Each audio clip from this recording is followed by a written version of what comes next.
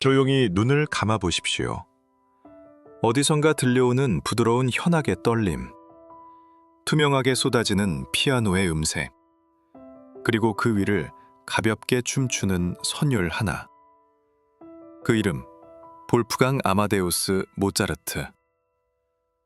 그는 세상을 떠난 지 200년이 훌쩍 지났지만 그의 음악은 여전히 우리 가슴 한켠에서 살아 숨쉽니다. 그의 곡을 듣는 순간 우리는 시대를 넘어 그가 느꼈던 기쁨과 슬픔, 사랑과 고독을 함께 느끼게 되지요. 하지만 천재라는 말의 이면에는 언제나 외로움이 있습니다. 모차르트 또한 그랬습니다. 그는 누구보다도 음악을 사랑했고 그만큼 세상으로부터 이해받지 못한 사람이었습니다. 사람들은 그의 재능에 감탄했지만 그의 마음을 헤아리지는 못했죠. 그의 삶은 화려한 연주회와 궁정의 조명으로 가득했지만 그 이면에는 언제나 외로움과 가난, 그리고 자유를 향한 열망이 있었습니다. 모차르트는 단지 천재 음악가가 아니었습니다. 그는 자유를 갈망한 인간이었고 사랑을 믿은 청년이었으며 끝까지 자신이 믿는 예술의 길을 걸은 고독한 영혼이었습니다. 오늘 우리는 모차르트의 음악 뒤에 숨겨진 인간 모차르트의 이야기를 따라가 보려 합니다. 그가 걸어온 길, 그가 남긴 울림, 그리고 우리에게 전하는 삶의 진심을 함께 느껴보시죠. 제1막, 천재의 탄생, 아버지의 그림자 아래에서. 1756년 오스트리아 잘츠부르크, 작은 음악 도시의 한 가정에 한 아기가 태어납니다. 이 아이가 바로 볼프강 아마데우스 모차르트입니다. 아버지 레오폴트 모차르트는 잘츠부르크 궁정의 음악가였고 그는 아들의 손가락에서 단 한 번의 음표가 흘러나오던 그날, 이 세상이 자신이 상상하지 못한 또 다른 세계로 향하고 있음을 직감했습니다. 이 아이는 신이 주신 선물이다. 볼프강이 3살 무렵 그는 이미 하프시코드를 연주했습니다. 5살에는 작은 미뉴에트를 작곡했고 그의 아버지는 놀라움과 동시에 불안을 느꼈습니다. 이 아이의 재능을 세상에 보여줘야 한다. 하지만 너무 어리다. 그러나 천재의 빛은 숨길 수 없었습니다. 그들은 유럽 전역을 돌며 연주 여행을 시작합니다. 빈, 파리, 런던, 뮌헨. 유럽의 왕과 귀족들이 놀라움으로 그를 바라봤습니다. 저 작은 소년이 어떻게 저런 음악을... 모차르트는 단순히 악보를 연주한 것이 아니라 그 안의 감정을, 그 순간의 공기를 음악으로 만들어냈습니다. 하지만 이 모든 찬사 속에서도 그의 내면은 아버지의 그림자 아래 있었습니다. 레오폴트는 아들의 재능을 가문의 영광으로 만들고 싶어 했고 볼프강은 음악 그 자체로 자신을 증명하고 싶었습니다. 그들 사이의 사랑은 깊었지만 그 사랑은 늘 무게를 동반한 사랑이었습니다. 시간이 흐를수록 모차르트는 아버지가 원하는 아들이 아닌 자신이 원하는 음악가로 살아가고자 했습니다. 그러나 그것은 당시 사회에서, 특히 궁정 중심의 음악 구조 안에서는 결코 쉽지 않은 일이었습니다. 그의 내면에선 끊임없이 2개의 목소리가 부딪혔습니다. 아버지를 기쁘게 해야 한다. 하지만 나는 나의 음악을 하고 싶다.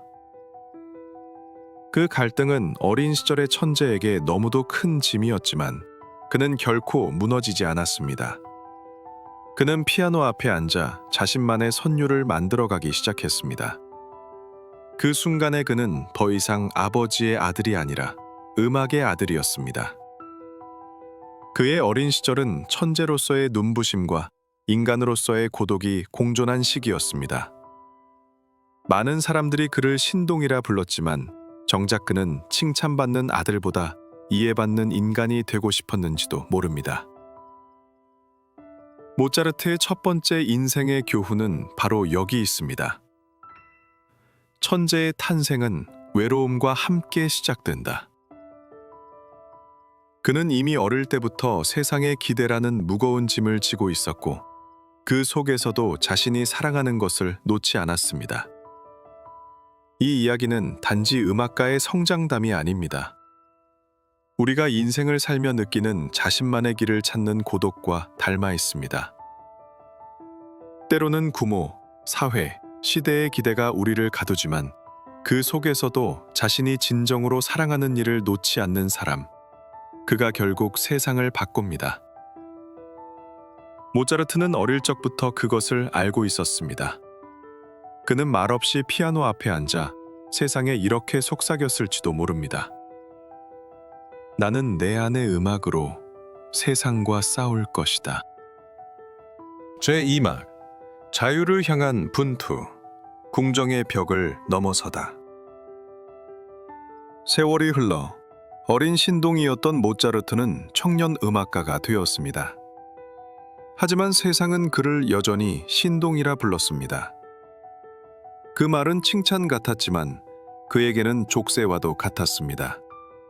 그는 더 이상 귀족의 무도회에서 연주하는 작은 장식품이 아니었습니다. 그의 음악은 점점 더 깊어졌고 그 안에는 인간의 슬픔과 기쁨, 욕망과 자유가 담겨 있었습니다. 그러나 궁정은 그 모든 것을 이해하지 못했습니다. 그들에게 음악은 즐거움을 위한 도구에 불과했습니다. 잘츠부르크의 대주교 콜로레도, 그는 모차르트를 단지 명령에 따라 음악을 만드는 하인으로 여겼습니다. 대주교의 잔치와 행사에 맞춰 작곡을 명령하고 그의 창의성은 늘 억눌렸습니다. 전하, 음악은 제 영혼의 언어입니다. 모차르트는 간절히 말했지만 대주교는 차갑게 대답했습니다. 그대의 영혼이든 뭐든 여긴 궁정이다. 명령을 따르시오. 그때부터 모차르트의 내면은 불타기 시작했습니다. 그는 자유를 원했습니다. 누구의 명령에도 묶이지 않고 자신이 느낀 감정으로, 자신이 믿는 방식으로 음악을 만들고 싶었습니다. 결국 그는 모든 것을 뒤로하고 궁정을 떠납니다. 그것은 당시로선 거의 자살 행위에 가까운 결정이었습니다. 궁정은 곧 안정이었고 귀족은 후원자였습니다. 그 길을 포기한 음악가는 굶주림을 각오해야 했습니다. 하지만 그는 선택했습니다. 자유를 향한 길을. 그는 당당히 대주교에게 말했습니다. 저는 더 이상 귀하의 하인이 아닙니다. 저는 제 음악의 주인으로 살아가겠습니다. 그날 그는 궁정의 문을 나서며 세상 누구도 이해하지 못할 미소를 지었습니다. 그것은 자유인의 미소였습니다. 빈으로 향한 모차르트. 그곳은 새로운 세상이었습니다. 귀족들의 권위는 여전했지만 음악의 중심은 점점 대중으로 이동하고 있었습니다. 그는 처음으로 자신이 원하는 곡을 마음껏 썼습니다. 그 안에는 억눌린 영혼의 숨결이, 사람의 진짜 감정이 녹아 있었습니다. 피슈막은 듣는 이들의 가슴을 뒤흔들었습니다. 기쁨과 슬픔, 사랑과 절망, 그 모든 인간의 감정을 음악으로 펼쳐냈습니다. 그는 말했습니다. 나는 단지 사람의 마음을 울리고 싶을 뿐이다. 그게 신이 내게 준 일이라면 나는 그 길을 따르겠다. 그러나 현실은 냉혹했습니다. 자유를 얻었지만 부와 명예는 그를 외면했습니다. 그는 귀족들의 후원을 잃었고 생활은 점점 더 궁핍해졌습니다. 밤이면 초 한 자루를 켜고 작곡을 했고 때로는 악보 대신 빛 독촉장을 마주했습니다. 하지만 그가 펜을 놓는 일은 없었습니다.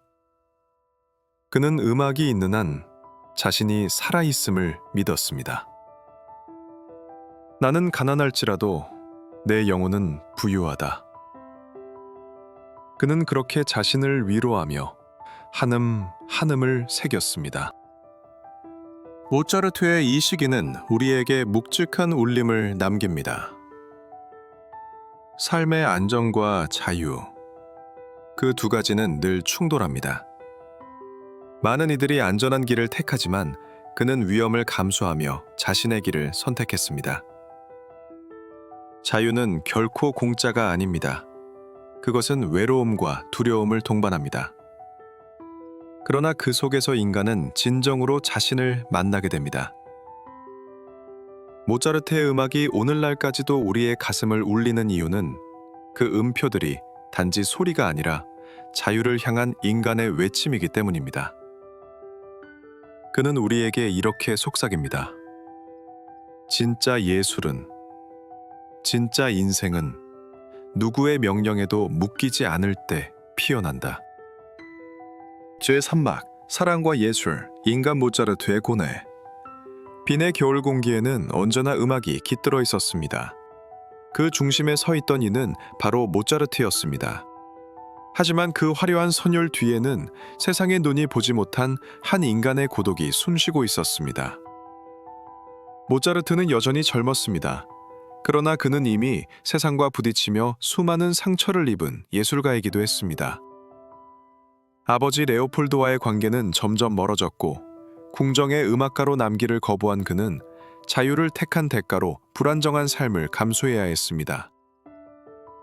그럼에도 그는 사랑을 원했고 사랑을 믿었습니다. 그의 사랑, 콘스탄체. 모차르트는 처음엔 그녀를 통해 삶의 따뜻한 온기를 느꼈습니다. 음악으로만 채워지지 않던 그의 빈자리를 채워준 여인이었죠. 그녀는 그에게 웃음을 주었고 그 웃음은 음악이 되어 흘러나왔습니다. 일피라로의 결혼, 물레리스, 마술피리, 돈 조반니. 그의 대표작 대부분이 이 시기에 탄생했습니다. 그러나 그 사랑의 그림자 또한 길었습니다. 경제적으로는 점점 어려워졌고 화려했던 연애와 귀족의 초대는 줄어들었습니다. 그는 여전히 천재였지만 세상은 그 천재를 감당할 준비가 되어 있지 않았던 것입니다. 그는 점점 깊은 불안에 시달렸습니다. 밤마다 불면 속에서 악상을 떠올렸고 자신의 음악이 세상에 남을지 확신할 수 없었습니다. 그의 마음속에는 늘 이런 질문이 맴돌았습니다. 나는 왜 이토록 외로운가? 그럼에도 불구하고 그는 멈추지 않았습니다. 그의 펜 끝에서 흐르는 음표는 슬픔조차도 아름다움으로 승화시켰습니다. 그에게 음악은 단순한 기술이 아니었습니다. 그것은 삶을 견디게 하는 유일한 믿음이었습니다. 사람들은 그를 천재라 불렀지만 모차르트 자신은 늘 인간으로서의 불완전함을 자책했습니다. 그는 완벽하지 않았습니다. 허세도 있었고 사치도 있었고 감정의 기복도 심했습니다. 그러나 바로 그 인간적인 결함이 있었기에 그의 음악은 완벽에 가까운 진심의 울림을 가질 수 있었습니다. 돈 조반니의 어두운 열정, 피가로의 결혼의 재치와 인간미, 그리고 마술피리의 초월적인 희망. 그 모든 것은 그가 직접 경험한 삶의 극단적인 감정들이었습니다. 그가 세상과 싸우며 또 자신과 싸우며 써내려간 악보 한 장 한 장에는 사랑이 무엇인지, 인간이 왜 불완전한지, 그럼에도 왜 살아야 하는지에 대한 깊은 사유가 깃들어 있습니다. 모차르트의 음악은 단순히 아름답기 때문에 위대한 것이 아닙니다. 그 음악에는 삶의 불안, 사랑의 애틋함, 죽음에 대한 두려움이 함께 들어있기 때문입니다. 그는 그 모든 것을 조화라는 이름으로 묶었습니다. 그리고 그것이 바로 모차르트가 세상에 남긴 가장 위대한 예술의 정의였습니다. 우리가 이 시점에 모차르트를 통해 배워야 할 것은 단순히 천재의 재능이 아닙니다. 그는 사랑하는 사람을 지키려는 평범한 인간이었고 자신의 신념을 꺾지 않으려는 고독한 예술가였습니다. 그의 삶은 우리에게 이렇게 속삭입니다. 삶이 불안할수록 사랑과 예술로 자신을 지켜야 합니다. 그가 불안 속에서도 멜로디를 멈추지 않았던 것처럼 우리 또한 인생의 소음 속에서도 자신만의 선율을 이어가야 합니다. 이제 우리는 그의 마지막 여정으로 향하게 됩니다. 모차르트가 세상과 작별하기 전 남긴 단 하나의 곡. 그 곡은 슬프지만 동시에 위로이기도 했습니다. 다음은 죽음을 눈앞에 두고도 음악으로 기도했던 위대한 인간 모차르트의 마지막 이야기입니다. 제3악 가난 속의 영혼 레퀴엠의 마지막 선율. 빈의 겨울은 유난히 매서웠습니다. 창문 너머로 불어오는 찬바람 속에서 모차르트는 낡은 코트를 여미며 마지막 악보를 붙잡고 있었습니다. 그의 손끝은 떨렸고 얼굴빛은 창백했습니다. 그러나 그의 눈빛은 여전히 빛나고 있었습니다. 그때 그는 이미 병들어 있었습니다. 신체는 쇠약했고 정신은 피로했습니다. 하지만 머릿속에서는 여전히 음악이 끊이지 않았습니다. 그가 마지막으로 붙잡은 악보의 이름, 레퀴엠. 죽은 자들을 위한 미사곡이자 어쩌면 자신의 죽음을 위한 마지막 기도였습니다. 그가 레퀴엠을 쓰던 시기 경제적 상황은 참담했습니다. 귀족들의 후원은 끊겼고 연주회 수입도 거의 없었습니다. 콘스탄체는 남편의 약값을 마련하기 위해 가재도구를 팔아야 했습니다. 하지만 모차르트는 돈을 탓하지 않았습니다. 그의 모든 관심은 단 하나, 이 음악이 완성되기 전까진 절대 쓰러질 수 없다 였습니다. 그는 매일 밤 힘겹게 피아노 앞에 앉았습니다. 하나를 적고 나면 숨을 고르며 기침을 했습니다. 그러고는 다시 악보 위에 손을 올렸죠. 그의 아내가 지켜보는 앞에서 그는 이렇게 말했습니다. 이 곡은 나를 위한 것이 아니요. 세상을 위한 기도요. 남은 사람들을 위한 위로요. 레퀴엠은 죽음을 주제로 하지만 그 안엔 두려움보다 평화가 많았습니다. 모차르트는 죽음을 종착점으로 보지 않았습니다.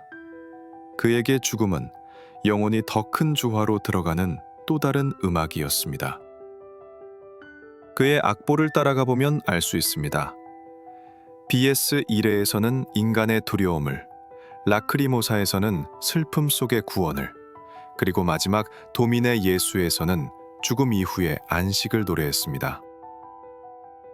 그는 점점 약해져 갔지만 그의 내면에서는 여전히 불이 타오르고 있었습니다.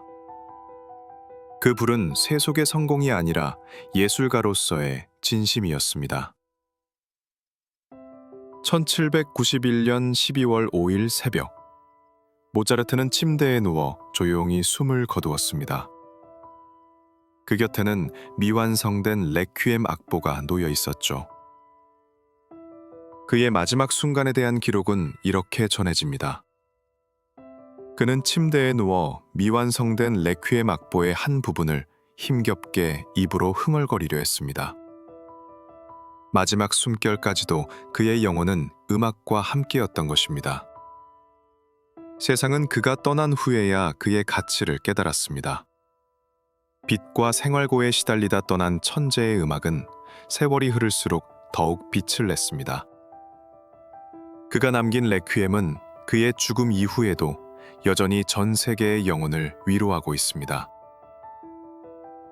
모차르트의 삶을 되돌아보면 그것은 화려함보다는 인간의 진실함으로 가득 차 있습니다. 그는 천재였지만 동시에 너무나 인간적이었습니다.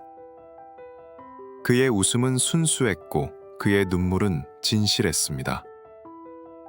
그는 음악으로 세상을 바꾸려 하지 않았습니다. 그저 음악을 통해 삶을 이해하려고 했을 뿐입니다. 그가 떠난 지 수백 년이 지났지만 오늘날에도 그의 선율은 사람들의 마음을 위로합니다. 그 이유는 단 하나. 그의 음악 속에는 사람 냄새가 나기 때문입니다. 모차르트의 마지막 시기는 우리에게 이런 메시지를 남깁니다. 삶은 언제나 불완전하고 인간은 늘 흔들립니다. 그러나 그 흔들림 속에서조차 아름다움을 만들 수 있다면 그것이 바로 예술이며 그것이 곧 인간이 살아가는 이유 아닐까요? 모차르트는 죽음을 두려워하지 않았습니다. 그는 마지막 순간까지 음악으로 자신을 정리하고 세상과 화해했습니다. 그리고 그렇게 떠난 그의 멜로디는 지금도 우리 가슴 속에서 조용한 위로로 남아 있습니다. 이제 그의 이야기는 끝에 다다릅니다. 하지만 진정한 음악은 결코 끝나지 않습니다. 그의 마지막 숨결이 남긴 울림, 그것이 바로 다음 장의 시작이기도 합니다. 다음은 엔딩, 모차르트가 우리에게 남긴 진심. 천재를 넘어 인간으로서 우리에게 말을 걸고 있는 모차르트의 목소리를 함께 들어보겠습니다. 볼프강 아마데우스 모차르트. 그 이름만으로도 수많은 사람들의 마음에 울림을 남깁니다. 그는 태어날 때부터 신의 손끝에서 내려진 선물처럼 빛났고 그 빛을 따라 걸어가면서도 인간적인 고뇌와 불안을 늘 함께했습니다. 우리는 그의 삶에서 단순히 천재의 전기를 보지 않습니다. 그가 전한 메시지는 재능이나 명성이 아니라 진심과 열정, 그리고 인간다움입니다. 가난과 질병, 사회적 억압 속에서도 그는 단 한순간도 음악을 포기하지 않았습니다. 그에게 음악은 단순한 직업이 아니라 삶의 언어이자 세상과 소통하는 방식이었습니다.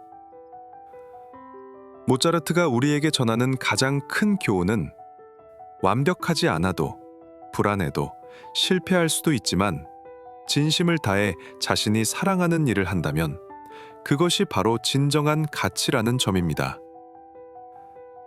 그의 삶과 음악 속에서 우리는 인간의 본질과 연결됩니다. 빛나는 순간뿐만 아니라 고통스러운 순간마저도 예술로, 삶으로, 그리고 사랑으로 승화시키는 법을 배울 수 있습니다. 그의 멜로디는 단순한 음표가 아니라 영혼의 언어입니다. 우리도 각자의 삶에서 모차르트처럼 살아갈 수 있습니다. 어떤 어려움 속에서도 자신의 열정을 놓지 않고 진심을 다해 하루를 살아가는 것. 그것이 결국 우리가 남길 수 있는 레퀴엠 없는 음악입니다. 여기서 질문을 드립니다. 지금 여러분의 삶 속에서 놓치고 있는 진심은 무엇입니까? 여러분의 마음 깊은 곳, 아직 피어나지 못한 선율은 무엇입니까? 그 선율을 발견하고 그것을 세상과 나누기 위해 오늘 여러분은 무엇을 할 수 있겠습니까? 모차르트가 남긴 마지막 음표처럼 우리가 남기는 삶의 선율 또한 누군가의 마음에 오래도록 울림으로 남을 것입니다. 오늘 이 순간 여러분의 삶 속에 숨어있는 음악을 꺼내보시길 바랍니다. 그리고 그 음악을 세상과 함께 울려 퍼지게 하십시오. 모차르트는 이렇게 우리에게 속삭입니다. 내 음악은 나를 넘어 세상 속에서 살아간다. 너희도 너희 안의 소리를 믿고 끝까지 연주하라. 이제 그의 선율 속에서 우리의 삶을 다시 바라볼 시간입니다. 천재도 인간이었고 우리도 결국 인간입니다. 중요한 것은 그 인간다운 진심을 포기하지 않고 끝까지 살아내는 것. 그것이 바로 모차르트가 우리에게 남긴 진정한 유산입니다. 구독과 좋아요는 영상 제작에 큰 힘이 됩니다. 감사합니다.